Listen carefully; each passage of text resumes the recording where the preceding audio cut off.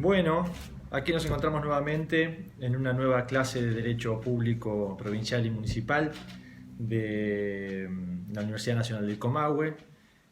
Hoy nos toca ver la bolilla número 8, que son los derechos políticos. Eh, Así, el punto 1, el A del programa, nos habla del sufragio, los partidos políticos. El punto C, sistemas electorales y los sistemas de democracia o los institutos de democracia semidirecta, así como los tribunales electorales.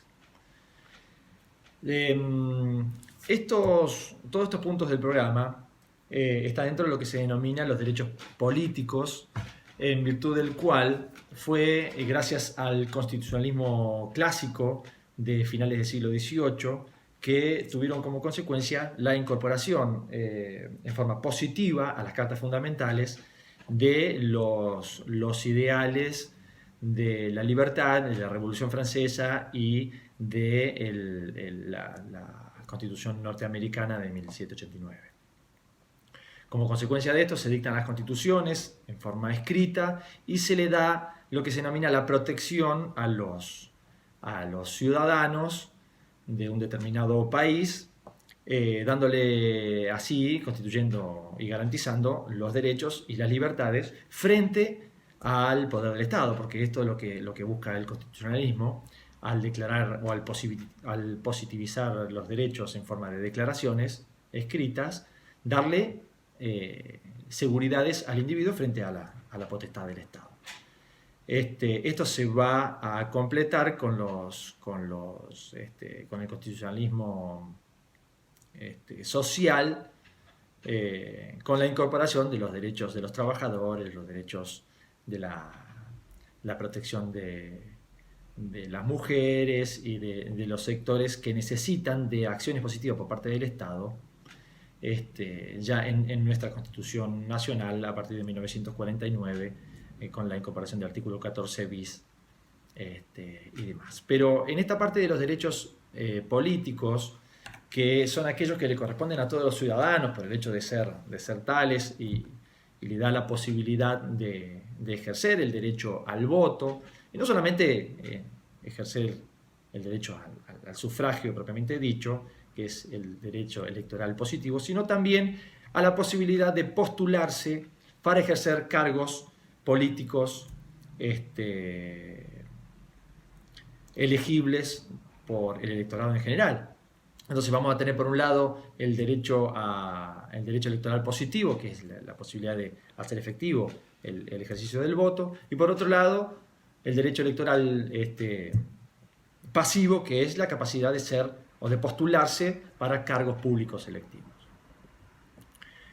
El sufragio, dice el primer punto, concepto y caracteres, se puede definir como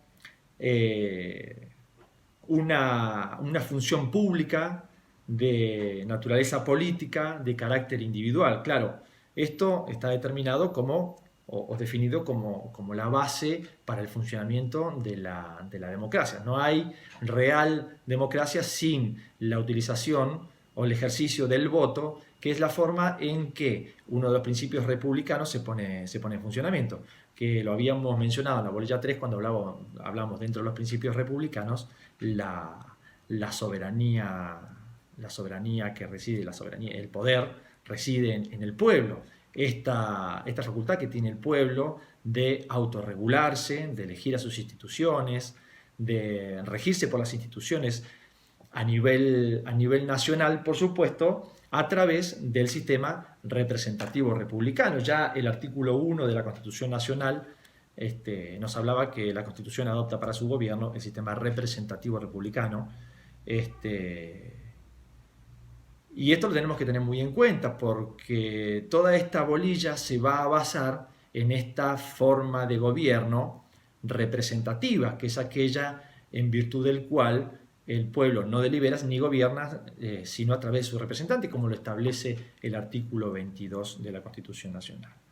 Este sistema de gobierno, forma de gobierno representativa, no solamente está en el artículo 1 y en el artículo 22, sino que también lo podemos encontrar en el artículo 5, por ejemplo, cuando se le da la posibilidad a las provincias de dictar sus propias constituciones, siempre y cuando cumpliendo con una de las 5 condiciones que mencionamos ya en otra oportunidad, que es la de hacerlo de acuerdo al sistema representativo republicano.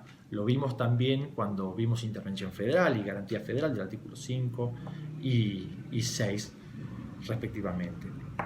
Es decir que también está incorporado en el artículo 122 cuando se le da de la Constitución Nacional, cuando se le da la posibilidad a las provincias de elegir a sus autoridades, a sus gobernantes, a sus funcionarios, y también se rigen por sus instituciones, sin intervención del gobierno nacional también, ¿verdad? Pero claro, cuando hablamos de los derechos políticos y hablamos del derecho a sufragio, esta es la forma fundamental en la cual el ciudadano, al ejercer su derecho a voto, está ejerciendo y creando su voluntad para inmiscuirse en las decisiones del gobierno, ¿verdad? Estamos eligiendo a aquellas personas que, en definitiva, van a ser quienes nos van a representar y que van a ejercer el mandato otorgado directamente por el pueblo.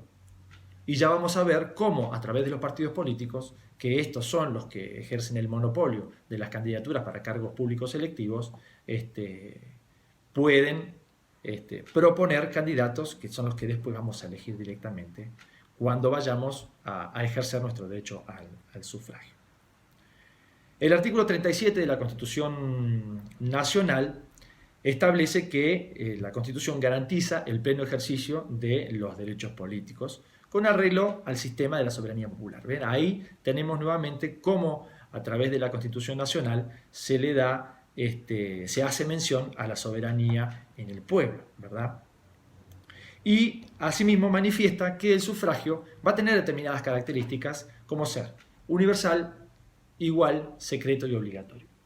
Cuando hablamos de la universalidad tenemos que pensar y nos tenemos que ubicar en un tiempo y un espacio en particular, porque el concepto de universalidad, que implica todos pueden votar, no lo mencioné, pero se los digo ahora, el sufragio es un derecho y un deber. Es un derecho porque, claro, todos pueden solicitar el ejercicio de este derecho, y es un deber porque el Estado puede exigir su cumplimiento. Esto tiene que ver con la obligatoriedad. Pero cuando hablamos de universalidad, pensamos en que todos tienen que votar. Pero en realidad no todos votan y no todos votaron siempre.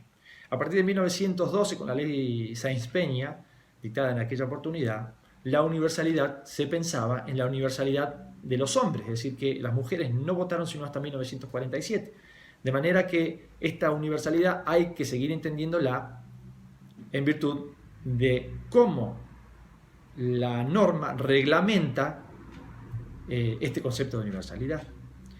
Hoy la universalidad significa que van a votar todos aquellos que están habilitados para votar, y están habilitados para votar todos aquellos que están incluidos en el padrón electoral, que tengan determinadas características, por ejemplo, no estar inhabilitados, no estar tachados en el padrón electoral, tener 18 años como mínimo, obligatorio, y voluntario será a partir de los 16 años que estén incluidos o que requieran su incorporación en forma voluntaria al padrón electoral. De manera que la universalidad tiene un concepto más restringido que su palabra literal. Cuando hablamos de otra característica que es la igualdad, tenemos que referirnos al artículo 16 de la Constitución Nacional, que establece que la igualdad es la base de los impuestos y las cargas públicas. De manera que la igualdad hace alusión también a la igualdad de una persona equivale a un voto, no podría equivaler a más de un voto, ya sea hombre o mujer, ¿verdad? Cuando hablamos de secreto, estamos hablando de la posibilidad que tiene el elector de mantener la reserva o su anonimato, la reserva de su personalidad. No tiene por qué darse a conocer a qué tipo de partido votó uno u otra persona. Esto en virtud de ser contrario a lo que era antes el voto cantado y evitar cualquier tipo de penalidades o o algún tipo de, ¿cómo se llama? Bueno, que alguien pueda llegar a tomar alguna represalia en el caso de que no se vote como otra persona quiere. Y con respecto al voto obligatorio, tiene que ver un poco con esto que yo le decía, el derecho de ver, ¿verdad? Es obligatorio porque ningún ciudadano puede dejar de cumplir esta obligación bajo apercibimiento de que si no lo realiza puede ser pasible de sanciones, como por ejemplo algunas multas, ¿verdad? En algunos casos, las multas, bueno, de tipo pecuniaria, ¿verdad? Cuando hablamos de la clasificación del voto, hacemos mención a qué tipo de voto existen aquellos que ya hayan votado. Bueno, esto les va a resultar mucho más sencillo entenderlo. Pero bueno, tenemos en general 5 clases de votos. Tenemos votos válidos, votos nulos, votos en blanco, recurridos y los impugnados. Los votos válidos son aquellos que se van, o sea, válidamente emitidos, son aquellos que se realizan con las boletas oficializadas por el juzgado electoral que esté cumpliendo la función en aquel momento. Será la Secretaría Electoral a nivel nacional, será el Tribunal Electoral a nivel provincial o las juntas electorales a nivel municipal. En general tienen esas denominaciones en virtud de que las elecciones sean nacionales, provinciales o municipales. Los votos válidos entonces son aquellos que utilizan todos los procedimientos establecidos para que el voto sea contabilizado como tal y se le dé, en el conteo de votos, en el conteo de los comicios, se le dé a un partido en particular este voto. Los votos nulos serán aquellos que, bueno, adolezcan de algún vicio, le falte alguna formalidad. Por ejemplo, en los casos en que un voto sea emitido con una boleta que no sea la oficializada, o haya una boleta dentro del sobre que esté rota en la parte y no permite identificar el partido, se haya roto el número de la lista, o no se pueda leer el nombre de la lista. En el caso de que esté rota por la mitad, esos son votos nulos. La misma ley electoral tiene estas definiciones. Por ejemplo, si tiene alguna inscripción, alguna anotación, la boleta, entonces esto se manifiesta como la intención del votante de anular ese voto. Por ejemplo, también se anulan los votos cuando se ponen 2 boletas oficializadas de diferentes partidos, quedan anuladas. En el caso de que haya 2 boletas del mismo partido, bueno, contará como uno, ahí sí sería un voto válido, ahí no tiene problema. Pero en general tienen estos votos nulos tienen algún defecto. Los votos en blanco, por otro lado, son aquellos que se emiten directamente con el sobre, sin ningún tipo de contenido adentro, o que tengan un papel en blanco. Los votos recurridos son aquellos cuya validez o nulidad en el conteo, cuando se termina cuando se termina el horario de votación, pasan los presidentes y los fiscales de las mesas a contabilizar los votos. En el caso de que no se pongan de acuerdo acerca de la validez o nulidad de un voto, entonces alguno de los fiscales dice, bueno, yo recurro a este voto, y se guarda con la finalidad de que sea contabilizado por el Tribunal Electoral o la Junta Electoral, ya sea provincial o municipal o a nivel nacional también, que va a ser el que va a definir la validez o nulidad de ese voto.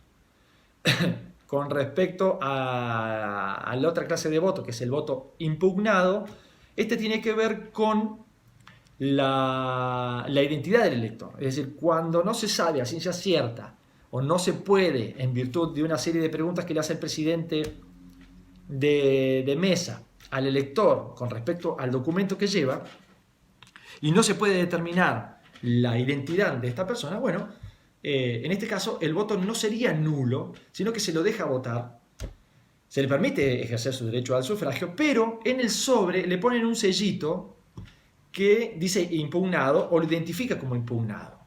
Y este sobre, a ese elector lo dejan votar, se mete dentro de la urna y se terminará abriendo en,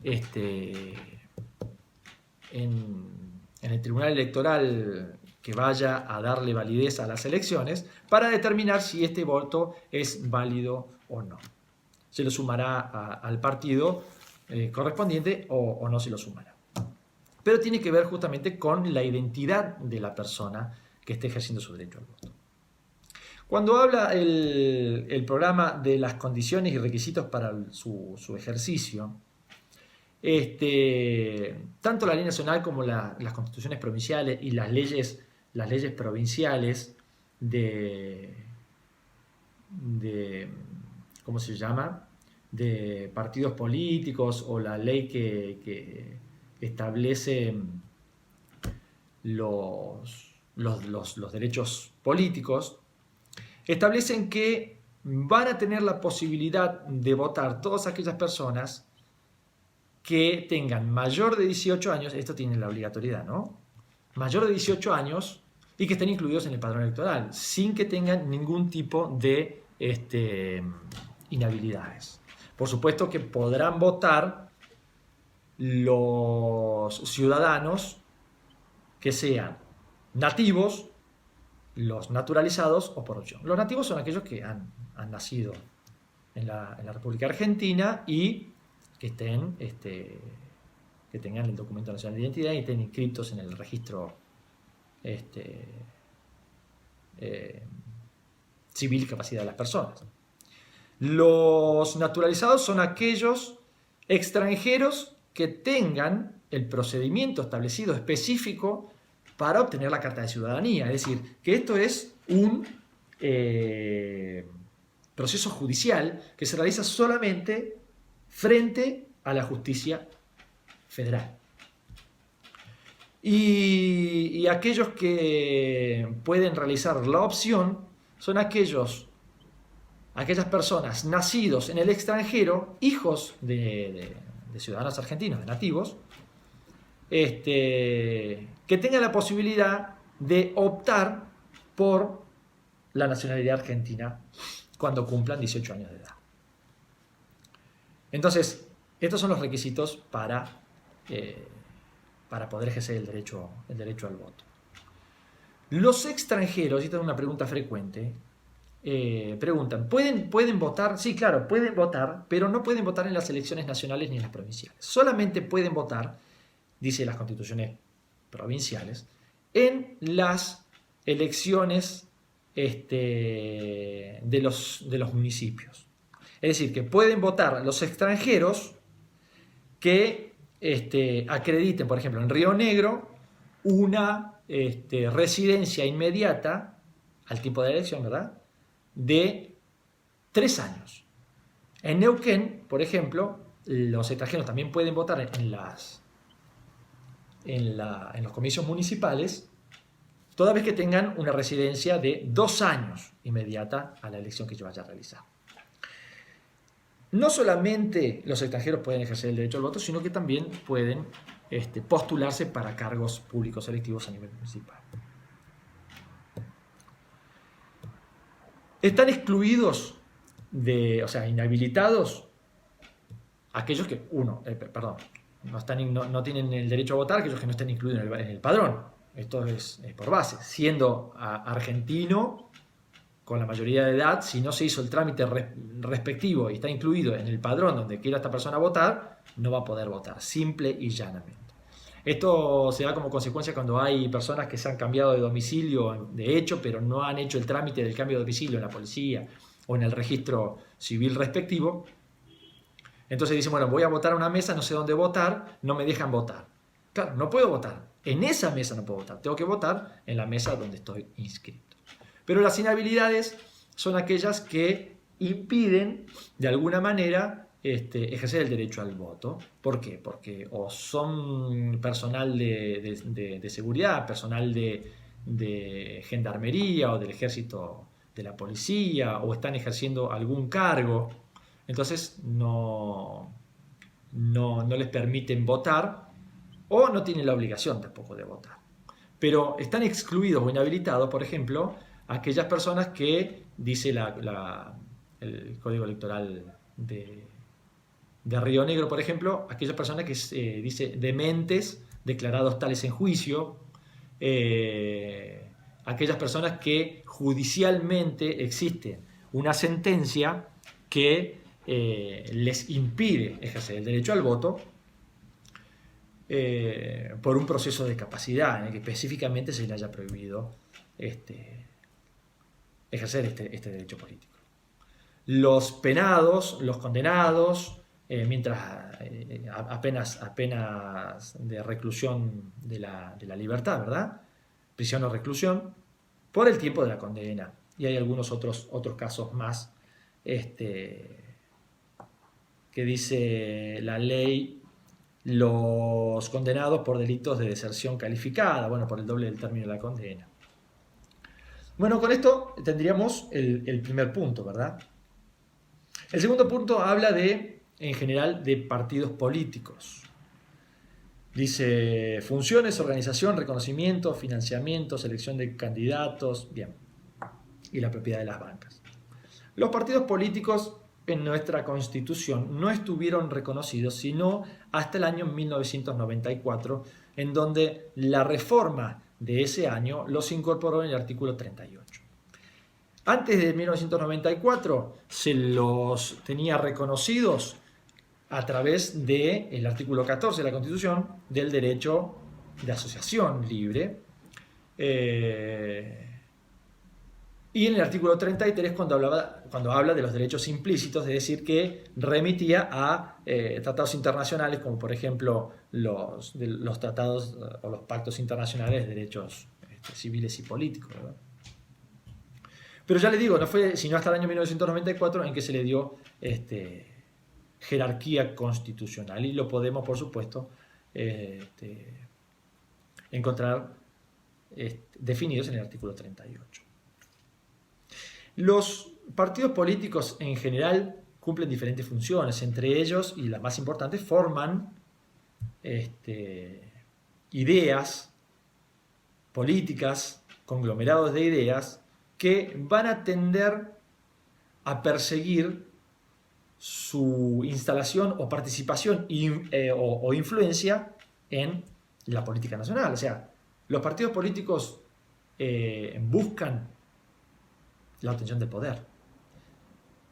En alguna u otra medida, o en mayor o menor medida, formar parte del Estado o ser el Estado mismo. Y de esa manera influenciar la dirección política de las decisiones a nivel gubernamental y que afecten a todo el país, a nivel nacional, a nivel provincial o municipal. O sea, se entiende que los partidos políticos existen tanto a nivel nacional como a nivel provincial o municipal y en la Ciudad Autónoma de Buenos Aires. Por eso es muy importante, cuando se habla de partidos políticos y su función fundamental en la formación de ideales políticos, que en todos los estamentos se permita que los partidos políticos se formen a través del respeto de la Constitución nacional, provincial o la Carta Orgánica Municipal, pero siempre en el respeto de la política representativa, del sistema de gobierno representativo. Porque dentro de la estructura de los partidos políticos también hay que respetar esta posibilidad de el ejercicio de la soberanía en el pueblo para darle a los dirigentes, según la teoría de la representación, el mandato para que nos representen y ejerzan y pongan y materialicen de alguna manera esa ideología del partido. Es decir, que el artículo 38 de la Constitución los define como instituciones fundamentales del sistema democrático. Tanto la ley nacional de partidos, partidos políticos, así como los códigos electorales y de partidos políticos a nivel provincial, todos los definen como instituciones fundamentales para el desarrollo de la actividad democrática en el Estado, en sus diferentes estamentos. Tanto el artículo 24 de la Constitución de Río Negro como la ley 716, así como la de Neuquén, la 2431 en Río Negro y la 23298 a nivel nacional, establecen cómo se forman, cuáles son los requisitos, cuáles son las condiciones para su funcionamiento. El artículo 24 de la Constitución de Río Negro, y les leo, dice que todas las personas todas las personas que tienen condiciones para votar, tienen el derecho de asociarse libremente en partidos políticos. Y por supuesto que su constitución tienen que estar de acuerdo a las normas contenidas en la Constitución y a las leyes provinciales. Algunos de las funciones que cumplen, dice así el artículo 24 de la Constitución de Río Negro, son los principales medios para la participación y representación política del pueblo rionegrino. O sea que el pueblo reconoce su existencia. Y no solamente la reconoce, sino que tiene que garantizar su existencia a través del financiamiento. Adelantándome un poco, dice, dentro de los partidos políticos, ¿cuál es su financiamiento? Claro, el Estado Nacional, una vez que estén constituidos legalmente y que tenga su personería jurídica para participar como tales, les va a garantizar su funcionamiento a través de su no injerencia, pero a través de su financiamiento. Le dan algún dinero para que puedan cumplir sus objetivos. Asimismo, se les debe garantizar también la capacitación a sus dirigentes y a los que forman parte del partido político.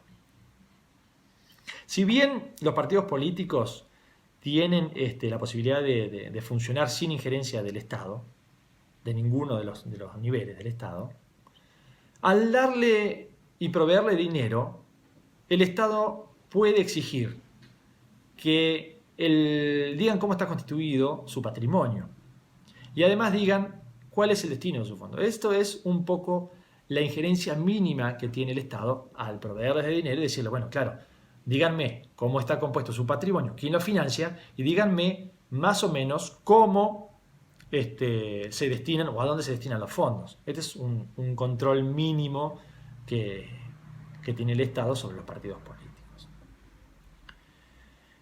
Hay una partecita que nos habla de la propiedad de las bancas o titularidad de las bancas. Esto a nivel nacional como a nivel provincial en la provincia de Río Negro, no así en la provincia de Neuquén, se establece que la titularidad o la propiedad de las bancas le corresponden a los partidos políticos que accedieron a los cargos y no así a las personas que se desempeñan en el cargo. Esto quiere decir que cuando una de las personas, o sea, el titular que ha sido electo o representante del pueblo en algún cargo público electivo, se desempeña en una clara violación al programa político que le dio constitución al partido político, es decir, que actúa en una clara violación a los ideales del partido político, el mismo partido político que lo propuso y como consecuencia fue electo, puede dejarlo de lado, puede revocar su mandato y sustituirlo por un suplente que va a ser el que va a continuar con el desempeño del cargo. Pero fíjense que el partido político va a cambiar a una persona por otra dentro del partido político. Es decir, que no se van a volver a llamar a elecciones ni se lo va a dar a otro partido, sino que siguen siendo los titulares de esa banca, de ese cargo, el partido político al cual pertenecía la persona que fue electa. Les reitero las leyes. A nivel nacional, la 23298 de partidos políticos o de organización de los partidos políticos. A nivel provincial en Río Negro, la 2431 es O 2431. Y a nivel provincial en Neuquén, la ley 716, que bueno, sufrieron algunas modificaciones. Pero en lo sustancial siguen siendo continúan teniendo esta numeración. Ahí pueden encontrar, que son las leyes orgánicas de los partidos políticos, los derechos políticos y derecho para el ejercicio del sufragio.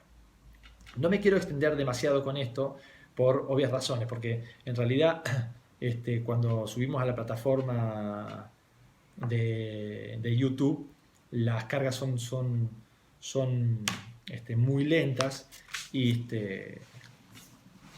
bueno, no permite que esto sea una carga ágil. Pero básicamente con los partidos políticos, si tienen algunas dudas, lo vemos directamente al analizar estas tres normativas que yo les he dado. Pero entre las más importantes creo que pudimos determinar que son instituciones fundamentales del sistema democrático y, por supuesto, una de las características más importantes y las funciones que cumple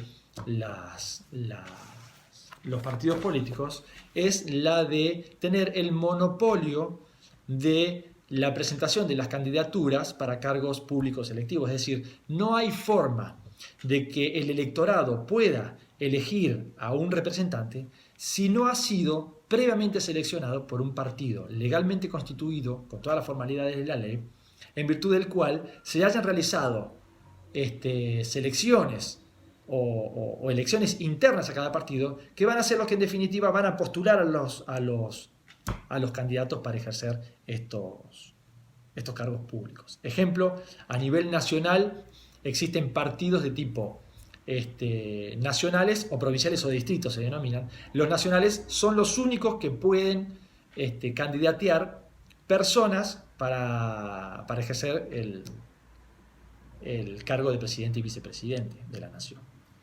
Por supuesto que a nivel provincial tendrán que seguir con la normativa establecida por cada una de la normativa provincial para que el partido político sea legalmente reconocido en su personalidad jurídica y de esa manera puedan candidatear